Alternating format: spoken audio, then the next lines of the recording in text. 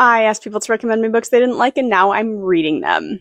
The 18th book in the Another Man's Trash Reading Challenge was Caraval. This book is a YA fantasy romance that follows Scarlett, who is engaged to a man that she's never met. She's never left the small isle where she was born, and she and her sister Donatella are at the mercy of their cruel father. But Scarlett has also been sending, for years, letters to a man named Legend, who is the master of ceremonies of the mysterious Caraval, and 10 days before her wedding, she gets an answer.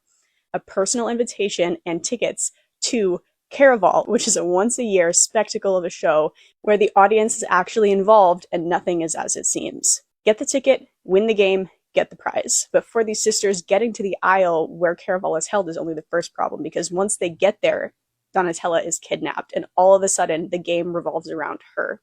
Now, whether Scarlett can trust her senses or not, whether anything that happens at Caraval is real or not, she has to find her sister by the end of the week or she risks losing her forever. I have actually finished the book, and I am disappointed to report that this was a huge miss for me. 2.75 stars for the book and for the reading experience. Now, let me start with the things that I liked. Chief among them is the concept. I was so into this idea.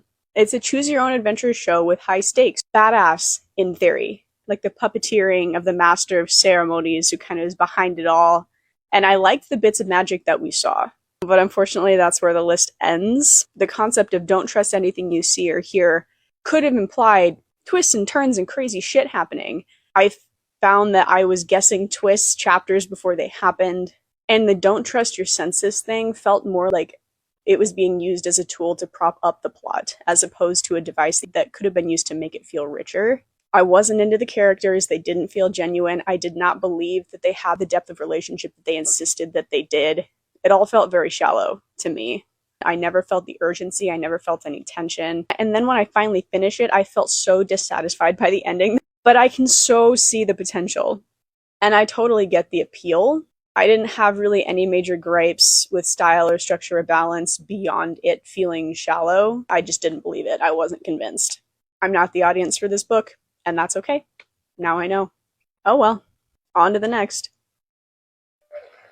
Lost in the Funhouse. Short story collection. Postmodern stories are extremely self-conscious and self-reflexive. I don't know if I have this in me right now. So I think that I am going to skip this one. So we're respinning and we know what that means. The book that I land on is the book I have to read because those are the rules that I set for myself. Hopefully it doesn't bite me in the ass. I Was a Teenage Slasher by Stephen Graham Jones. Okay, book 19 is I Was a Teenage Slasher. That book is on Kindle Unlimited. Now, based on what you know about me and how I read, do you think I'm going to think that I Was a Teenage Slasher is trash or treasure? Poll is on the screen.